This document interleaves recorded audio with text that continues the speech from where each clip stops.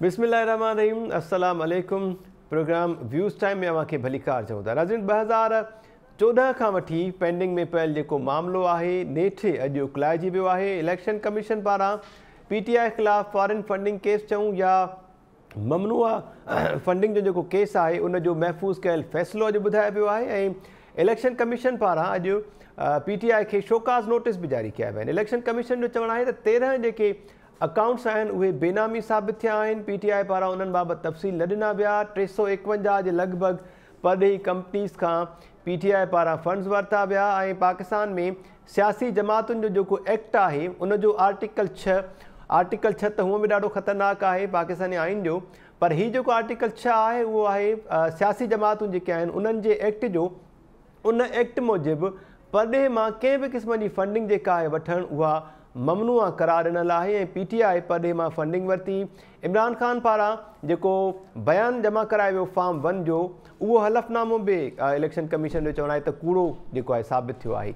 इन खां पोइ असां ॾिठो त मुख़्तलिफ़ जेके सियासी अॻवान आहिनि जमातुनि जा उन्हनि पारां शदीद रद्दअमल असांखे ॾिसण में आयो आहे। ख़ासि तौर ते वज़ीर आज़म शहबाज़ शरीफ़ पंहिंजे अकाउंट ते सोशल मीडिया ते बयानु जारी कंदे चयो त इमरान ख़ान हिकु भेरो ॿीहर सर्टिफाइड कूड़ो साबित थियो आहे। इमरान ख़ान खे फौरी तौर ते नाहिल करार ॾिनो वञे। मुख़्तलिफ़ जेके स्टेक होल्डर्स आहिनि उन्हनि पारां इमरान ख़ान खां इस्तीफ़ा जो मुतालबो कयो पियो वञे। हीउ जेको फ़ैसिलो साम्हूं आयो आहे इन सां मजमूई तौर ते मुल्क ते केतिरा असर पवंदा, फ़ैसिले खे कीअं सम्झिजे, इन ते ॻाल्हि ॿोल कंदासीं।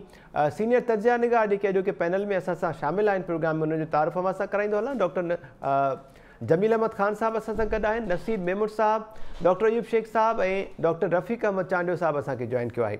नसीर मेमूर साहब, थैंक यू सो मच, अवां जॉइन कयो, वेलकम चवां थो अव्हांखे। अवां खां शुरूआत कयूं पिया। सर, कीअं ॾिठो अवां फॉरेन फंडिंग या ममनूआ फंडिंग केस जो हीउ जेको इलेक्शन कमीशन जो फ़ैसिलो आयो आहे?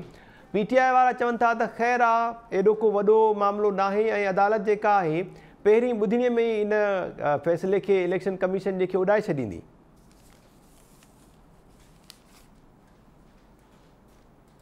नसीर मेमूर साहब।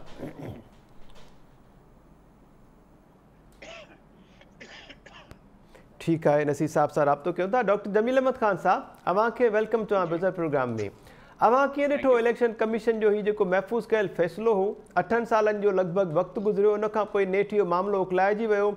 इलेक्शन कमीशन जे फ़ैसिले खे PTI पारां तकरारी बणायो पियो वञे ऐं चयो पियो वञे त हू इलेक्शन कमीशन जे इन फ़ैसिले ख़िलाफ़ बि अदालत सां राब्तो कंदा, पिटीशन दाख़िल कंदा। फ़ैसिले जा असर कहिड़ा ॾिसो पिया हुआ? ज़ाहिर आहे पिटीशन ते उन्हनि जो हक़ आहे, बिल्कुलु दाख़िल कनि ऐं अपील जो हक़ आहे उन्हनि जो, दाख़िल करे था सघनि। पर असुल ॻाल्हि इहा आहे त इलेक्शन कमीशन महसूसु थिए थो पियो त 8 साल जेके उन लॻाया आहिनि, 21 उन नोटिसिस ॾिना PTI खे त तव्हां को डॉक्यूमेंट्स ॾियो, को साबिती ॾियो त ही इलिसिट जेके आहे या ममनूआ फंडिंग नाहे या फॉरेन फंडिंग नाहे, न ॾेई सघिया। अच्छा, हाणे उन खां बाद 8 साल ज़ाहिर आहे उन्हनि खे को न को पंहिंजो एडमिनिस्ट्रेटिव प्रेशर पंहिंजे तौर ते हूंदो, जंहिंजे करे उन्हनि एतिरो डिले कयो आहे। इहो केस एतिरे डिले करण वारी ॻाल्हि हुई न। स्टेट बैंक जेके आहे उन्हनि पंहिंजा ट्रांज़ेक्शन जा उहे एविडेंस ॾिना हुआ। उन खां अलावा बैंकिंग चैनल जे तहत ट्रांज़ेक्शन कुझु थियूं आहिनि। उन खां अलावा 13 जेके आहिनि उहे बेनामी अकाउंट ऐं 351 जेके आहिनि companies, by the way companies जेका आहे उन जो फंडिंग उन जी ममनूआ आहे। काई बि पॉलिटिकल पार्टी उन खां फंडिंग नथी वठी सघे। ऐं पोइ 34 फॉरेनर्स जेके पाकिस्तानी नेशनल न आहिनि उन्हनि जा रोसाबती वो इलेक्शन कमीशन खे मिली विया। इमरान ख़ान पंहिंजे सहीअनि सां उन ते ऑडिट रिपोर्ट ते सही कई आहे, उन ऑडिट रिपोर्ट खे इंडोर्स कयो आहे त उहो सही आहे, जेके अॻिते वञी मुख़्तलिफ़ एविडेंस जे तहत उहे ग़लति साबित थिया। हाणे उन खां अलावा हाणे इन ते थोरी ॿ टे टेक्निकल पॉइंट, पोइ इन जी सियासी लिहाज़ सां ॾिसूं त छा थो असरु पवे। पर 1 ॿ मिंट मां वठंदुसि त टेक्निकल पॉइंट इहा आहे त ऑफशोर, असां पहिरियां बि ॻाल्हायूं पिया, डॉक्टर अयूब शेख साहब ॻाल्हायो उन ते, त ऑफशोर कंपनी खोली छो वेंदी आहे? ऑफशोर कंपनी इन करे खोली वेंदी आहे त असुल ॻाल्हि लुकाइणी हूंदी आहे, असल मालिक लुकाइणा हूंदा आहिनि ऐं इन खे मनी लॉन्ड्रिंग में लेयरिंग चवंदा आहिनि। लेयरिंग चवंदा आहिनि, उनखे अहिड़े हिसाब सां वठी वेंदा आहिनि त शक न पवे जॾहिं पाकिस्तान में उहे फंडिंग अचे त। बहरहाल उहा त हाणे फेडरल गवर्नमेंट डिसाइड कंदी, छो जो इलेक्शन कमीशन उन्हनि फेडरल गवर्नमेंट खे लिखी छॾियो आहे त तव्हां कानून जे मूजिबि बाक़ी अॻिते हिन ते कार्रवाई कयो, छो जो इलेक्शन कमीशन खे हिन जो अख़्तियार न आहे त हू आर्टिकल 17 सब क्लॉस 3 जे तहत को एक्शन वठी सघनि। ऐं पोइ यूएई मां जेके फंडिंग आया आहिनि, ऐं उन्हनि माण्हुनि खे ज़ाती तौर ते सुञाणा जिन्हनि पैसा $20 लख मोकिलिया आहिनि, उहे हाकिम जेके आहिनि उतां जा, उहे जेके रूलर्स आहिनि, मूंखे ख़बर आहे त उन्हनि वटि कीअं पैसा उन्हनि जे थ्रू कीअं मोकिलिबा आहिनि, ऐं हू हुते ताउन कंदा आहिनि इन्हनि माण्हुनि सां, आरिफ नक़वी टाइप माण्हुनि सां, छो जो उन्हनि खे आरिफ नक़वी टाइप माण्हू उन्हनि खे पोइ फ़ाइदो बि पहुचाईंदो। इन करे ऐं यूएई में जेके चैरिटी फंड जेके मुंहिंजे साम्हूं बि मां ॾिठुमि त कुझु उन में थियो प्रोग्राम हुया चैरिटी जा, त उन में चैरिटी फंड को बि माण्हू कठो नथो करे सघे यूएन कानून यूएई जे कानून जे मूजिबि, जेसीं ताईं उनखे यूएई गवर्नमेंट इजाज़त न ॾे। यूएई गवर्नमेंट तमामु घटि इजाज़त ॾींदी आहे, उन जा पंहिंजा जेके इदारा आहिनि उहे चैरिटी करे पोइ माण्हुनि खे ॾेई छॾींदा आहिनि। हाणे बसि ॻाल्हि हिते बीठी आहे त इलेक्शन कमीशन उनखे शोकाज़ नोटिस बि ॾेई छॾियो आहे फर्दर एक्शन लाइ। अॼु ई जेका इहा इशू थी वई आहे शोकाज़ नोटिस, ऐं पोइ उन खां अलावा जेको उन्हनि जो वकील आहे उन जेको डिलेइंग टैक्टिक्स जो मामिलो कयो, तक़रीबन खोड़ दफ़े को more than about 1.5 dozen time उन्हनि 9 लॉयर चेंज किया, 9 वकील चेंज किया पंहिंजा, इन करे त थोरो टाइम मिली वञे उन्हनि खे टरी पवे मामिलो, पर मामिलो टरियो न। ऐं उन सां हटी जेका ॻाल्हि थी आहे उहा उन में अनडॉक्यूमेंटेड जेका फंडिंग आहे उनखे उन्हनि जी हमेशह उन्हनि जे वकील पीटीआई वारनि चयो आहे त ॿियनि माण्हुनि खे बि, ॿिया जेके पार्टीज़ आहिनि उन्हनि खे बि तव्हां मिलाए कयो, उहो बि हिकिड़ी प्रेशर टैक्टिक्स हुजे आहे। हाणे ॻाल्हि इहा आहे त असांखे पंहिंजे नाज़रीन खे ॿुधाइणु खपे त जेके पॉलिटिकल पार्टीज़ आहिनि उन्हनि जा जेके खाता को एतिरा फेयर न हूंदा आहिनि। वाक़ई में जे ॿियनि पार्टियुनि जो बि जो ऑडिट कयूं त खोड़ सारा अहिड़ा नुक़्ता मिली वेंदा, ऐं मोस्टली इहे पार्टी जेके आहिनि इन्हनि खे फॉरेन फंडिंग घटि, हिते जेके पैसा खाईंदा आहिनि, पीअंदा आहिनि, फबाईंदा आहिनि, कुझु पंहिंजी पार्टीज़ आहिनि जंहिंखे प्लाट श्लाट ॾींदा आहिनि, जंहिंखे बिल्डर्स आहिनि, कुझु फलाणा जिन्हनि खे इलीगल फ़ाइदो पहुचाईंदा आहिनि उहो पैसा उन्हनि खे, पर उहे डॉक्यूमेंटेड घटि हूंदा आहिनि। इन करे उन्हनि जी पकड़ घटिजी थी सघे। मां लीबिया में सफ़ीर जॾहिं महिल हुउसि त लीबिया में इहे ईंदा वॾा वॾा फने खान आहिनि, पाटे खान, इहे हिकिड़ो नालो आहे उते शरीफ़ अल कुदसी, उन खां पैसा वठी उहो हिकिड़े इदारे खे अटकंदो, उनजो कमु इहो ई हूंदो हो त जेके ॿाहिरां अचे को इम्पोर्टेंट इदारो या को पार्टी त उनखे फंडिंग कनि लीबिया जे तरफ़ां। त हीउ सिलसिलो पियो हलंदो आहे, पर इहे साबिती पार्टियूं छॾंदी न आहिनि, पर जे इंक्वायरी थिए त शायदि को सबूत मिली वञे, पर कॾहिं ईअं न थियो आहे त मां को ॾोह कयो आहे त मां चयुमि न पुराणे माण्हू जेको आहे उनखां पहिरियां पुछो, मूंखां बाद में पुछोसि तव्हां, या गॾाए को पुछो। ईअं थींदो न आहे। क्राइम जेॾी महिल डिटेक्ट थी थो वञे दुनिया में किथे बि त क्राइम थिए पोइ उन वक़्तु उन माण्हू ते एक्शन थींदो आहे। ॿियो माण्हू जंहिं महिल अची वेंदो वकड़ में त उन ते बि थी वेंदो सिलसिलो। त उन लिहाज़ सां ॾिठो वञे त मां सम्झां थो त हीअ काउंटर एलिगेशन हाणे सियासी ॻाल्हि अची वई त काउंटर एलिगेशन जेका थी आहे त मूंखे तव्हां चोर था चओ, बाक़ी ॿिया सभु बि त चोर आहिनि न, उन्हनि खां पुछो, मूंखां तव्हां पुछो था त उन्हनि चोरनि खां ई पुछो।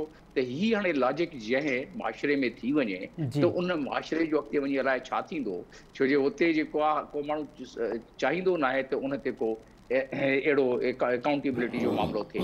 इन जा सीरियस जेके एंगल्स आहिनि, सीरियस इन ते जेके ज़ाविया आहिनि उहे इहे आहिनि त जे कंवर दिलशाद जेको काफ़ी अर्सो रहियो आहे सेक्रेटरी, उन जे बयान मूजिबि त जे इन ई ॻाल्हि ते, इन डिसीशन ते पार्टी खे बैन करे था सघनि, पार्टी जा एसेट्स ज़ब्त करे था सघनि, मेंबर्स खे डी-सीट था करे सघनि। हाणे मुंहिंजो पंहिंजो हिन में तजियो इहो आहे त जेके मुल्क जी हालतूं हिन वक़्तु लॻियूं पियूं आहिनि उन में हिन मां कुझु बि न थींदो। मुंहिंजी थोरी घणी जेका बुधशुध आहे उन मुताबिक़ इन्हनि खे ॿिन्हिनि साइडनि खे हिदायत मिली वई आहे या उन्हनि खे रिक्वेस्ट मिली वई आहे त बाबा कुझु मुल्क जो ख़्यालु कयो, हिकु ॿिए ते बसि एतिरो ई कयो जे बर्दाश्त करे सघो ऐं इन को अफ़रा तफ़री न तव्हां फैलायो। त मां सम्झां थो पियो त इमरान ख़ान को अफ़रा तफ़री वारा जुलूस जलसा बि न कढंदो, नमूने जे तौर ते थोरा घणा कढी वठंदो, ठीकु आहे। उन खां अलावा ॿिन्हिनि साइडनि ते उन्हनि खे इहे मैसेज पहुची विया आहिनि ऐं उन में मां नथो सम्झां त अॻिते असां को ॾिसूं था पिया त कीअं सिलसिलो को तोड़ फोड़ ते या को इन डिस्टर्बेंस ते मां नथो सम्झां त हीअ कंदा। ऐं इमरान ख़ान खे जेतिरो टाइम अॻिते मिलंदो अपोज़िशन पार्टी खे त हू पाण खे स्ट्रॉन्ग करण जी कोशिशि कंदा। इमरान ख़ान जेतिरी मोबिलाइज़ेशन करे सघियो पंजाब में, मां नथो सम्झां त उन खां वधीक पीक ते हूंदो। ओवरसीज़ यकीनन ओवरसीज़ पाकिस्तानी उहो इंडिविजुअल बेसिस ते बि इमरान ख़ान हिकिड़ो रहियो आहे, सेलिब्रिटी रहियो आहे, क्रिकेट जो रहियो आहे, उनजी आउटरीच सुठी आहे, सोशल मीडिया उनजी एतिरी बहितरीनु आहे त कंहिं बि पार्टी जी नाहे। ॿियूं पार्टी जेके आहिनि उहो पुराणे नमूने सां सोशल मीडिया हलाइनि थियूं पियूं। इमरान ख़ान तमामु मॉडर्न नमूने सां हलाए थो पियो, इन करे उनजो नैरेटिव वधीक विकामजे थो। जी ठीकु आहे डॉक्टर जमील अहमद ख़ान साहब। नसीर अहमद साहब अवाना अचूं पिया सर, हीउ जेको फ़ैसिलो आयो आहे इलेक्शन कमीशन में सियासी जमातुनि जो जेको एक्ट आहे असांजो पाकिस्तान जो, उनजो आर्टिकल 6 चवे थो त कंहिं बि क़िस्म जी परॾेही जेका फंडिंग आहे उहा ममनू आहे ऐं गैर क़ानूनी आहे। इलेक्शन कमीशन अॼोके फ़ैसिले में इहो ई वाज़े कयो त परॾेही फंडिंग जेका इमरान ख़ान ऐं PTI वसूल कई ऐं परॾेही कंपनीज़ जा उन्हनि नाला ऐं तफ़सील बि शेयर कया। पर साॻे वक़्तु ॾिसूं त असद उमर ऐं PTI जा ॿिया अॻवान फवाद चौधरी ख़ासि तौर ते चवे थो त असांखे झंडनि ऐं बैनर्स जे लाइ फंड्स खपंदा आहिनि ऐं अॻिते बि असां फॉरेन फंडिंग जेका आहे परॾे में वेठल पाकिस्तानी या ॿिया उन्हनि ते ई भाड़ींदासीं। वरी साॻे वक़्तु PTI वारा इहो बि चवनि था त हीउ जेको फ़ैसिलो आयो आहे इन सां निज़ाम खे ख़तरो आहे। कीअं पिया ॾिसो अवां इन सॼी सूरत हाल खे?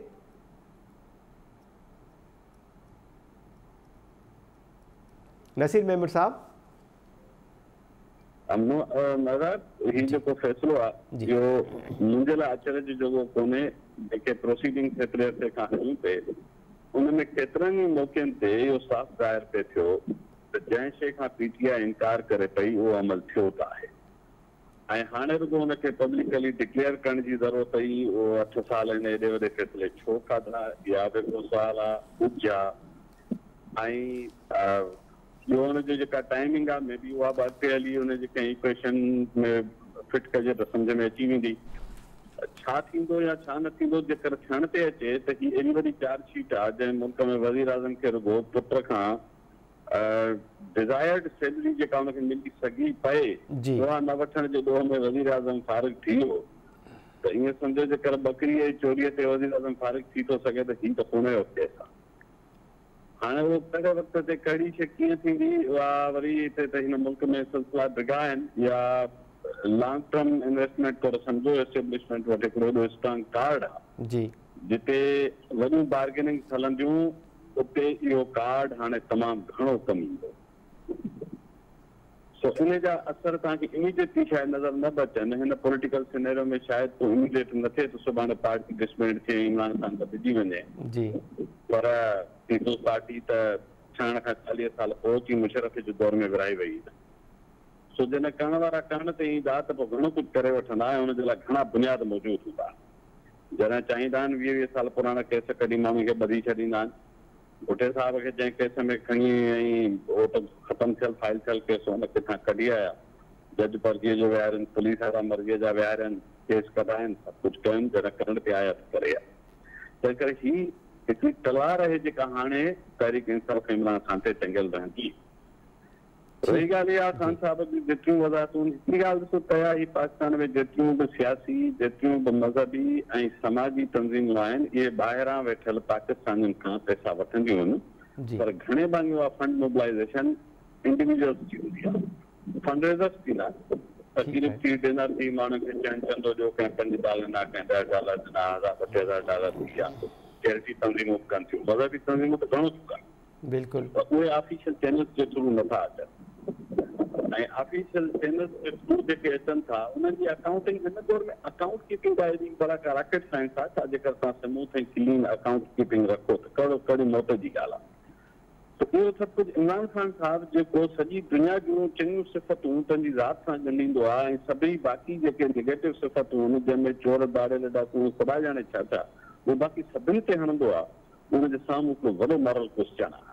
न ॿुधणु चाहे त संदसि न उहो त ख़ान साहिब कुझु बि न ॿुधंदो आहे, अछे पने खे अमरीकी ख़त बि साबित करे सघे थो। पर जेके माण्हू सम्झनि था रियलिटी उनखे सम्झ में ज़रूरु अचे थो त हीअ स्ट्रॉन्ग चार्ज हिकिड़ी ॻाल्हि आहे, इहो इम्पोर्टेंट आहे कंहिं चयो त पिली न पैसा न खाइयो, मसइलो इहो चार्ज कोन्हे त इमरान खान पैसा खाई वियो या असद उमर पैसा खाई वियो। ॻाल्हि आहे त तव्हां हिकिड़े कॉन्स्टिट्यूशन प्रोविजन खे वायलेट कयो, एज सिंपल एज दैट। त उहा कॉन्स्टिट्यूशन में जेकर इहा शइ लिखियलु त तव्हां इहो नथा करे सघो त तव्हां उहा ॻाल्हि आहे जेके चईंदा मूं जेके तोशाखाना जी शयूं खपायूं, मूं त रोड ठारायो, बाबा रोड ठाराइण लाइ तोखे तोशाखाना मां शयूं वठी ॾियण तूं खपाईंदे त माण्हू सुवाल त कंदा न, जंहिं माण्हू घड़ी तोखे में ॾिनी उन लाइ थोरी ॾिनी त खपाए रोड वठिजांइ जी। त इहे क्वेश्चन करंदा आहिनि। सो हाणे सरकार खे इमरान खान जी मुखालिफ़ घुरिजे ऐं उहा एस्टेब्लिशमेंट जंहिंसां इमरान खान बि विच रोड ते ललकारींदो आहे उन्हनि वटि कार्ड ज़रूरु अची वियो आहे। लॉन्ग टर्म इम्प्लीकेशन छा थींदियूं, इहे लॉन्ग टर्म में ई हिन जा तव्हांखे रिज़ल्ट नज़र ईंदा, शायदि इमीडिएट नज़र न अचनि, हा ॿिए तरह सां इमीडिएट नज़र ईंदा। त कुझु ॻाल्हियुनि ते ऐं केतिरनि ॻाल्हियुनि ते जिते ख़ान साहिबु कड़कड़ी बीहंदो आहे त मैं ते हुंडा ई लेसा, ॻाल्हि बि न कंदुसि, हथु बि न मिलाईंदुसि, ख़त बि न कंदुसि, सलाम बि न कंदुसि, नेगोशिएट बि न कंदुसि। हिकिड़ी पंहिंजी दुनिया में रहंदो आहे, जेका पॉलिटिशियन जी दुनिया कान्हे, उहा हिकिड़ी ॿी दुनिया आहे जिते माण्हू पंहिंजे हथ जे करे बीह वेंदा। थी सघे थो त किन शयुनि ते हाणे इहो कार्ड ख़ान साहिब खे हिकिड़ो स्टेप पोते वञनि ऐं कंहिं ताईं झुकण जे लाइ मजबूर बि कंदो। इहे असर शायदि असांखे ॿुधी में नज़र अचे। ठीकु आहे नसीर साहिब, जेकॾहिं ब्रीफली असांखे थोरो वधीक इन मामले ते सम्झायो त जेकॾहिं मामला मथे कंहिं जाइ ते तइ थियल आहिनि त पोइ मुख़्तलिफ़ जमातुनि पारां मुख़्तलिफ़ अॻवाननि पारां जेको इमरान खान खां इस्तीफ़ा जो मुतालबो कयो पियो वञे या खेसि नाअहल करण जो मुतालबो कयो पियो वञे अदालतुनि खां, इहो मुतालबो केतिरो रीज़नेबल ॾिसो पिया ऐं पोइ इन्हनि मुतालबनि जो बि ईअं खणी चइजे त कुझु बि न थींदो ऐं सिर्फ़ु इहे बयाननि जी हद ताईं महदूद रहंदा? न, मां त चवां थो कुझु न थींदो वारी ॻाल्हि कान्हे। हा, इहो थी सघे थो त इमीडिएटली न थिए, उहो हिकिड़ा कैलकुलेशन्स हूंदियूं आहिनि टाइमिंग जे हिसाब सां, ज़रूरत जे हिसाब सां, त कहिड़ी शइ खे कॾहिं यूज़ करणो आहे इहा पोइ जी ॻाल्हि आहे। पर नवाज़ शरीफ़ जेका पुट खां पघार न वरिती उहा उन साल थियो छा वरिती? हीअ त रिकॉर्ड में एस्टेब्लिशमेंट हिकिड़ो ॾाढो ज़हानत वारो कमु, चालाकी वारो कमु चइजो, ज़हानत चङी शइ उहा इहा कंदी आहे त जॾहिं तव्हांखे साॻे पेज ते रखंदी आहे त तव्हांखे खुली छूट ॾींदी आहे जेको वणेव वेठा कयो। ऐं जॾहिं तव्हां इख़्तियार ऐं इक़्तिदार में हूंदा हो त उहे धुरियूं ऐं उहो क़रीब थो हुजे, हिकिड़ी पीटीआई जो मसइलो कोन्हे, सभिनी जो मसइलो आहे। उहे सम्झंदा आहिनि त सख़्तु ताज क़यामत ताईं रहंदो, एस्टेब्लिशमेंट वारा मूंसां वॾा ताक़त था मिलनि था, क़यामत ताईं मूंसां ईअं हूंदा, अखियूं ॿूटे उहे कम कंदा ऐं पोइ उन्हनि सभिनी जो हिकिड़ो रिकॉर्ड तयारु पियो थींदो आहे ऐं पोइ उहो रिकॉर्ड जॾहिं जंहिं वक़्तु जंहिं लाइ ज़रूरत पवंदी आहे तॾहिं इस्तेमालु थींदो आहे। सो हिन खे त इहा खुली छूट जेका आई तव्हांजे ख़्याल में सभु कुझु जॾहिं थी रहियो हूंदो त एस्टेब्लिशमेंट बेटर जी ऐं 8 साल रखियूं वेठा त छा वियो हुन केस में, छा को वर्ल्ड बैंक खे धारो हयो हुई जो 8 साल इन्वेस्टिगेशन करी छापे थियो? हर शइ जी हिकिड़ी कैलकुलेशन आहे, हर शइ जी हिकिड़ी टाइमिंग आहे, जेका एस्टेब्लिशमेंट पंहिंजा कार्ड पंहिंजी टाइमिंग ते ई कंदा। तो मां सम्झां थो त इस्तीफ़ा ॾियण जो मुतालबो छा में नाजाइज़ आहे, सियासी दुनिया सभु कंदियूं आहिनि, ख़ान साहिब नंढे नंढी ॻाल्हि वधो ऐं बिना केस हलाइण जे बसि सभिनी खे फांसी ॾियारे छॾे जी। उहो माण्हू जेको चए थो त मां क्लीन आहियां, हीअ सभु चोर आहिनि, त उनखे उन लाइ माण्हू इहो त चवंदा न घटि में घटि इस्तीफ़ा वठो साईं, डिस्क्वालीफाई कयो साईं, अॻिते हिनजी इन्वेस्टिगेशन ते कयो। जॾहिं तव्हां हिकिड़ा कार्ड माण्हू खे यूज़ कंदा, माण्हू त उहे कार्ड तव्हां ईजाद कया, तव्हां ते बि यूज़ कंदा, तव्हां धरणा हणणु सेखारिया त माण्हू तव्हांजे हुकूमत में अची धरणा आया, तव्हांजे लाइन मार्च कयो था, सुभाणे वरी वारो आयो तव्हां ते कार्ड इस्तेमालु कंदा। त इहे जेके तव्हां टैक्टिक्स ईजाद कंदा आहियो इहे बूमेरिंग कंदा आहिनि, इहे फिरी गोल फिरी मोटी वरी कंहिं वक़्तु रहण ॾेई वरंदा आहिनि त ख़ान साहिब जे हिते इहो प्रेशर माउंट थींदो ऐं इहे सुवाल हुन खां ज़रूरु थींदा। ठीकु आहे Naseer Mahmood Sahab, thank you so much. Doctor Ayub Shaikh Sahab, अव्हांखे वेलकम चऊं था प्रोग्राम में, आवाज़ अचे पियो सर अव्हां ॾे? जी अदा जी, thank you so much doctor Ayub Shaikh Sahab. अखलाक़ी जुर्रत, अखलाक़ी ज़िम्मेवारी, मुल्क जो वज़ीर आज़म रही चुको आहे इमरान खान, ज़मीर जी आवाज़ खे लबैक कंदो या न, इन्हनि सभिनी शयुनि खे पासे ते रखी जेकॾहिं अव्हां खां इहो पुछिजे त इलेक्शन कमीशन जे फ़ैसिले खे अव्हां कीअं ॾिठो ऐं हाणे पॉलिटिकल जेके पार्टीज़ आहिनि, पीटीआई चेयरमैन इमरान खान, उन्हनि ते कहिड़ी ज़िम्मेवारी आयद थिए थी?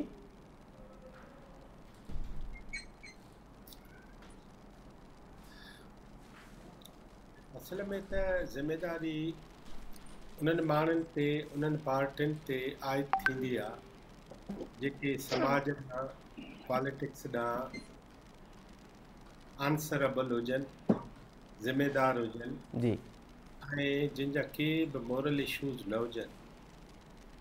ऐं जनाब तहरीक इंसाफ़ जी जेका बि फर्स्ट रैंक जी लीडरशिप आहे उन्हनि सभिनी जे दिमाग़ में फिनलैंड आहे, न्यूज़ीलैंड आहे, इंग्लैंड आहे ऐं नॉर्वे ऐं इंसानी हक़ ऐं रियासत मदीना आहे ऐं कमु सॼो उनजे उलट आहे। हीअ जीअं नसीर साहब ॿुधायो त एक्सपेक्टेड हो त फ़ैसिलो इहो ई ईंदो ऐं फाइंडिंग्स इहे ई ईंदियूं। तव्हां रुॻो फाइंडिंग्स जी किरानाला जी कढो 8 साल जी 100 खां मथे इन जूं हाज़िरियूं हलियूं। बिल्कुलु 45 हाज़िरनि में PTI चयो त इहो महिरबानी करे केस मुलतवी कयो। 8 दफ़ा पंहिंजा वकील बदिलाए इहो चयो त असांजो हीउ वकील निभागो आहे, हे वकील सिभागो आहे ऐं जेके कागज़ हिननि खां घुरियऊं अध खां मथे उहे कागज़ न ॾिनऊं। हाणे अलाह अलाह करे उहो ख़ैर सां फ़ैसिलो अची वियो। उन फ़ैसिले में 2 ॻाल्हियूं इम्पॉर्टेंट आहिनि जी ऐं उहे सॼे पाकिस्तान लाइ इम्पॉर्टेंट आहिनि। उहे हिकिड़ी ॻाल्हि त इहा आहे त इन जो मतिलबु इहो आहे त कहिड़ो बि पाकिस्तानी कंहिंखां बि चंदो घुरी सघे थो, इंडिविजुअल ते त का बि बंदिश न आहे। ठीकु आहे, बंदिश सां विधी आहे 351 कंपनियुनि ते, सो आईंदा कंपनियुनि खां असां खणी चंदो न वठंदासीं। हिकिड़ी ॻाल्हि इहा। ॿी ॻाल्हि इहा आहे त जंहिं नमूने सां इमरान ख़ान साहब हिन केस में फाथो आहे त उन में हुन जी सॼे कौल ऐं फ़ैल में जेको मुसलसिल तज़ाद आयो आहे जी ऐं हुन जेके बि रियासत मदीना खां वठी फिनलैंड ऐं नॉर्वे ऐं जर्मनी ऐं बाक़ी दुनिया जे जेके बि अहले इल्म ऐं अहले ख़ल्क़ ऐं प्रो पीपल डेमोक्रेसीज़ जी ॻाल्हि कंदो ऐं वेलफेयर कंट्रीज़ जी ॻाल्हि कंदो, उहा असांखे अॼु हिन फ़ैसिले में सम्झ में अची वई। कुझु माण्हुनि जो ख़्यालु आहे त हिन फ़ैसिले में चीफ इलेक्शन कमिशनर रिआयत कई आहे।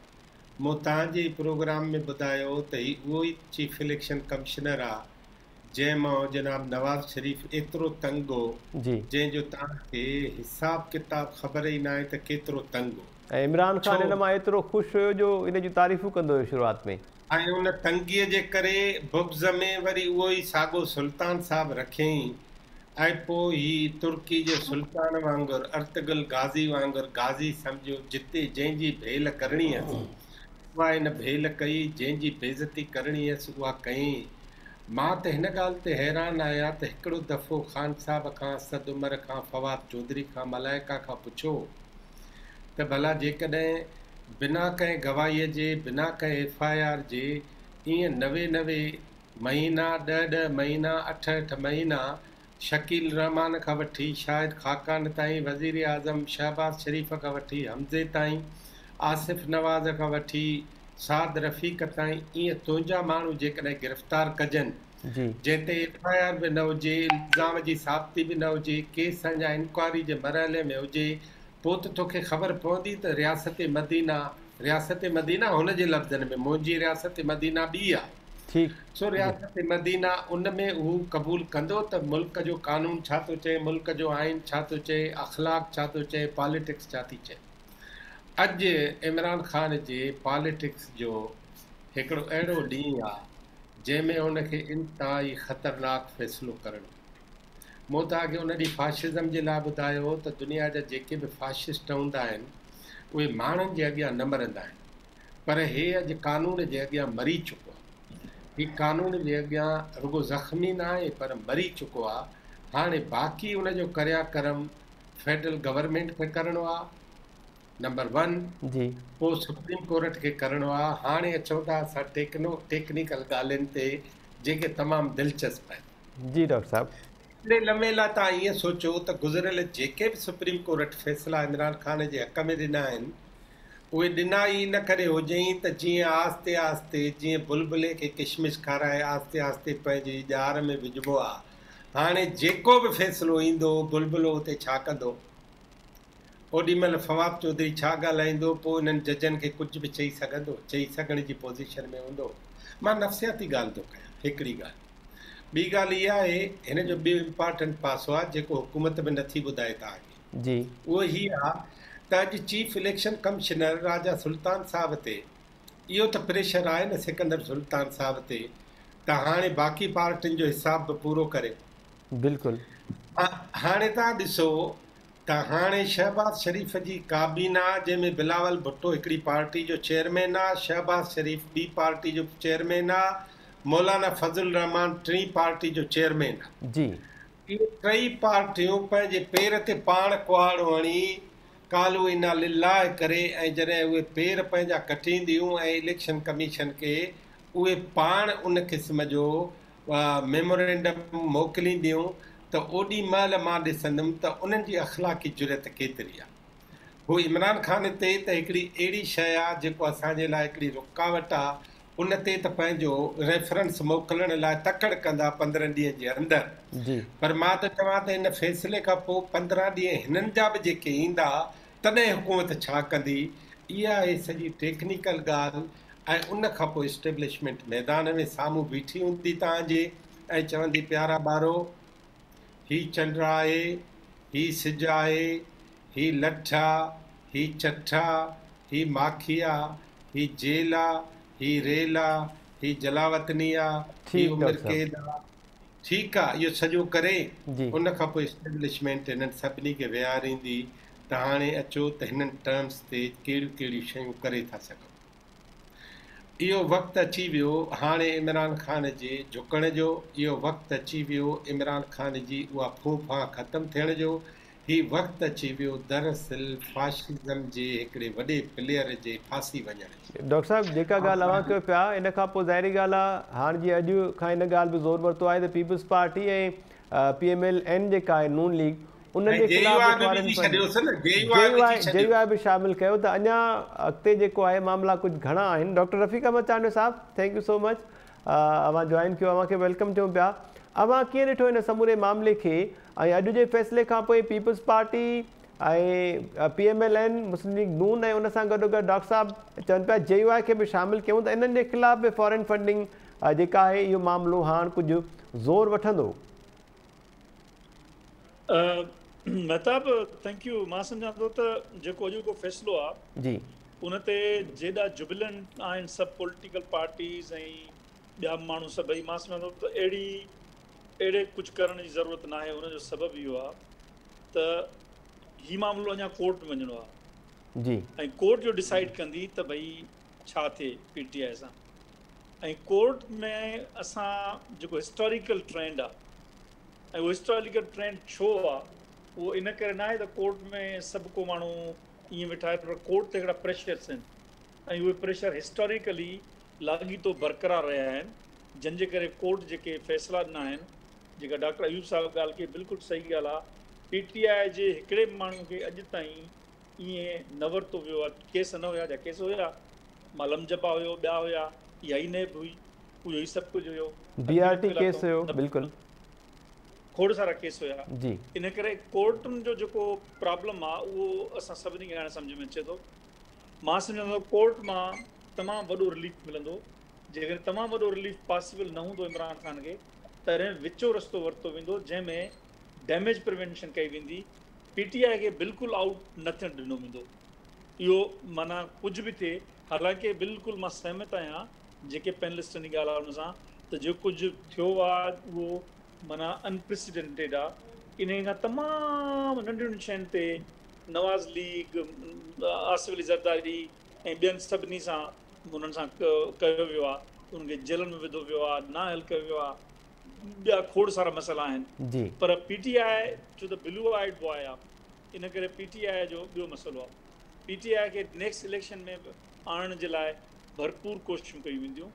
उन लाइ EVM हिकिड़ो वॾो मसइलो आहे, जंहिंजे करे बि राजा सुल्तान सिकंदर खे हटाइण ऐं इहे सभु शयूं इलेक्शन कमीशन ते हिकिड़े पासे खां प्रेशर डेवलप थींदो सुभाणे चौथी खां वठी शायदि, ऐं ॿिए पासे खां कोर्ट खां रिलीफ वठंदा, ऐं कोर्ट में शायदि को अहिड़ो स्टैंडिंग ऑर्डर हुयो त भई जेके सभिनी जा केस कयो, जंहिंजी असद उमिरि अॼु ॻाल्हि कई पई, मूंखे ख़बर न आहे, पर डॉक्टर साहब वारा ऐं जमील साहब वारनि खे शायदि ख़बर हुजे हिन जी, त अहिड़े क़िस्म शयूं ऑलरेडी आहिनि। हिकिड़ो ॿियो मसइलो आहे त जेका नवाज़ लीग आहे, PDM हुकूमत आहे, उहे कोशिशि कंदा त जेकॾहिं इहो रेफरेंस वञे थो कोर्ट में त फुल पेज ठहे, उसूली तौर ते फुल पेज ठहणु घुरिजे। पर तव्हां ॾिठो त जेको अॻियो फ़ैसिलो आयो उन में बि माय लॉर्ड चयो त भई असां वेठा आहियूं न, बाक़ी छाजे लाइ फुल कोर्ट आहियूं, इहे मसइला आहिनि एतिरो सारो, ऐं परे आहे वेकेशन्स हिन में न थींदो, बसि करे छॾियो डिसीजन। अहिड़े क़िस्म जो डिसीजन मुतवक़ आहे। इन करे मां सम्झां थो त PTI जेका आहे गेम खां ॿाहिरि वञण वारी न आहे। उनजो रीज़न इहो आहे त PTI में पॉलिटिकल स्टेक्स तमामु आहिनि। इस्टेब्लिशमेंट हिन वक़्तु बि PTI खे पंहिंजी पार्टी तौर ते ॾिसे, उन करे PTI खे गेम खां आउट करणु सवलो कमु कोन्हे। जी ठीकु आहे डॉक्टर रफ़ीक अहमद चांडू साहब। वज़ीर आज़म शहबाज़ शरीफ़ जो इहो चवणु आहे त आइन जी ख़िलाफ़ वर्ज़ी ऐं कूड़ो हलफ़नामो जमा कराइणु इमरान ख़ान जे ख़िलाफ़ चार्जशीट आहे, ऐं अवां सभिनी जी राय इहा आहे त हाणे मामिलो जॾहिं कोर्ट में वेंदो त कोर्ट पारां इन समूरे मामले ते का विचथरी जेका आहे राय साम्हूं अची सघे थी, या को रिलीफ जेको आहे उहो इमरान ख़ान जे लाइ ॾेई सघिजे थो। डॉक्टर जमील अहमद ख़ान साहब वापसि अवां ॾांहुं अचां पियो सर, इलेक्शन कमीशन ते जॾहिं इहो प्रेशर हुयो त इस्लामाबाद हाई कोर्ट जेका डायरेक्शन ॾिनी हुई त समूरनि जमातुनि जो फॉरेन फंडिंग वारो केस जेको आहे उहो गॾियल तौर ते ॿुधो वञे, फ़ैसिलो ॾिनो वञे, त इलेक्शन कमीशन जी 3 रुकनी बेंच उन वक़्तु PTI जी इहा सदा रद्द करे छॾी हुई, ऐं PTI जो ई फ़ैसिलो जेको आहे हाणे अची चुको आहे। मामिलो जॾहिं कोर्ट में वञिणो आहे, अॼु इलेक्शन कमीशन जी जे हिन फ़ैसिले खां पोइ ज़ाहिरी ॻाल्हि आहे हुकूमत बि हिन मामले ते अदालत सां राब्तो कंदी फर्दर त इलेक्शन कमीशन जे फ़ैसिले ते छा थियणु खपे, ऐं PTI पारां बि अदालत में वञण जो ऐलान कयो वियो आहे। कीअं पिया ॾिसो हिन समूरी सूरत हाल खे? असद उमर अॼु चयो त असां इलेक्शन कमीशन जे हिन फ़ैसिले ख़िलाफ़ अदालत में वेंदासीं ऐं तोहिन अदालत जी पिटीशन दाख़िल कंदासीं त इस्लामाबाद हाई कोर्ट जे फ़ैसिले खे न मञियो वियो, सिर्फ़ु PTI जो ई फ़ैसिलो ॿुधायो वियो आहे। न तोहिन अदालत वारी ॻाल्हि उन वक़्तु अचे आहे त जेॾी महिल इलेक्शन कमीशन जी तरफ़ां स्टेटमेंट न आई हुजे, उन्हनि चयो त न अहिड़ी का डायरेक्शन आहे। उन दौरान में मई जे महीने में उन्हनि इहो चई छॾियो त अहिड़ी का डायरेक्शन न आहे। असां जेके बि प्रोसीडिंग्स हूंदियूं इन कंप्लायंस जेका आहे हुनजी इस्लामाबाद हाई कोर्ट, असां उन्हनि खे सॼी प्रोसीडिंग मोकिले छॾींदासीं। त उन लिहाज़ सां मां आई पोइ जेको उन्हनि जो वकील हो मंसूर अली ख़ान, उन को हिते कुझु साबिती न ॾिनो एग्ज़ैक्ट जजमेंट जे तहत तव्हां हिनखे कयो। अहिड़ी ॻाल्हि हुजे हा त कॉन्टेम्प्ट फाइल करे छॾिया, उन वक़्तु पंहिंजी ॻाल्हि आई आहे, त उहो बि न थियो। त माना वैसे हिकिड़ी हुई छिकताण पॉलिटिकल, उनखे माइलेज वठण लाइ कोर्ट जी जेके इहे रिमार्क्स या कोर्ट जी जेकी इहा आई हुई उन्हनि जी डिसीशन, त उन में माण्हू सम्झा त कोई एतिरी वॾी ॻाल्हि थींदी। असुल ॻाल्हि असांखे सम्झण जी इहा आहे त तव्हां बि तस्करो कयो हींअर त एफिडेविट हिकिड़ी सीरियस ॻाल्हि आहे, ऐं फॉर्म 1 जेका भरंदा आहिनि जेके इलेक्शन जे टाइम ते, त हू उन में कसमनामो हूंदो आहे। उन में बाक़ाइदे इहे उन फ़क़ति हिकिड़े डॉक्यूमेंट ते ई एक्शन थी थो सघे। ॻाल्हि उहा ई आहे त असांजे इन वतन अज़ीज़ में प्रेशर एतिरा हूंदा आहिनि, हिकमत अमलियूं एतिरी हूंदियूं आहिनि त जेके ताक़त वर धुरूं आहिनि या इदारा आहिनि, उहे सोचींदियूं आहिनि त हाणे मुल्क जी स्टेबिलिटी लाइ इनखे थोरो इग्नोर कयूं ऐं मामले खे हलणु ॾियूं। इहा ॻाल्हि बि हक़ीक़त आहे त इमरान ख़ान जी पार्टी PTI जंहिं हिसाब सां ठही, जंहिं हिसाब सां ठाही वई, जंहिं हिसाब सां हली, जंहिं हिसाब सां इलेक्शन विढ़ी, जंहिं हिसाब सां इलेक्शन कटी, मां उहो पाशा शुजा पाशा खे बि चङी तरह सुञाणा, मां हूंदुसि लेफ्टिनेंट, हू बि लेफ्टिनेंट हूंदो आज़ाद कश्मीर में, त जंहिं हिसाब सां इहे मामला हलिया अॻिते, तो उन हिसाब से जिथे उहो अची बीठी ऐं बाद में तज़ाद पैदा थियो, ख़ासि तौर ते जेॾी महिल उहो चीफ ISI जो सिलेक्ट पिया कनि, उन वक़्तु तज़ाद थोरो पैदा थियो जेको मंज़र आम ते बि अची वियो, ऐं उहा बि मां सम्झां थो त उन में का दानाई न हुई। ऐं उन खां बाद काफ़ी इमरान ख़ान फ्रंटल थी वियो ऑन द बेसिस त उन वटि स्ट्रेंथ माण्हुनि जी काफ़ी मेड़ कढंदो। उन सोचियो त माण्हू जेके आहिनि उहे प्रेशर विझंदा। इहा हक़ीक़त आहे त दुनिया में जिथे बि इस्टेब्लिशमेंट हूंदी आहे या जिथे बि वर्दी वारा माण्हू हूंदा आहिनि, चाहे खणी उहो पुलिस वारा हुजनि या मिलिट्री वारा हुजनि, उहे माण्हुनि जो मेड़ ॾिसी प्रेशर में डेफिनेटली अची वेंदा आहिनि। ऐं पोइ प्रोपेगेंडा जेका मशीनरी इमरान ख़ान जी आहे, जेको 21st सेंचुरी जे बिल्कुलु मुताबिक़ आहे, उहे उन वटि एतिरो त बहितरीनु निज़ाम आहे इहे सोशल मीडिया जो, त हीअ बाक़ी समूरियूं पार्टियूं जेके आहिनि उन जो मुक़ाबिलो नथी करे सघनि, उन साम्हूं नथी बीहनि। छो जो समूरियूं पार्टियूं जेके आहिनि, दे आर ट्राइंग टू मीट the challenges of 21st century with the tools of 19th century। हीअ जेको आहे इमरान ख़ान उहो 21st सेंचुरी जे टूल्स जे हिसाब सां हले थो पियो। 400 हिन वटि वॉलंटियर आहिनि, बाक़ी कोर कमेटी आहे जेके हलाए थी पई। त उहो बि हिकिड़ो तमामु वॾो फैक्टर आहे जेको तव्हां ॾिसो था पिया ओवरसीज़ पाकिस्तानी फंडिंग फलाणी टीर जेके आहे उन में ऐं पर उन जो प्रेशर जेको आहे एस्टेब्लिशमेंट ते उहो तमामु घणो आहे। त इहा ॻाल्हि सही आहे रफ़ीक साहब जी त इहा पार्टी क़ाइमु रहंदी। इहा पार्टी मिड़ई हाणे जेके साबितियूं मिलियूं आहिनि उहे अहिड़े प्रेशर में अची वई आहे त हाणे मां नथो सम्झां त एतिरा पंहिंजा खंभ कढंदी, एतिरो जेको आहे शोर शराबो कंदी ऐं जे कंदी त उन जे साम्हूं हिकिड़ो रेफरेंस बुक थी वेंदो त आर्टिकल 17(3) जे तहत ठीकु आहे पोइ फॉरेन फंडिंग ऐं जेके मनी लॉन्ड्रिंग जो बि खोले वठो त उन में ॾुखियो थी पवंदो मामिलो।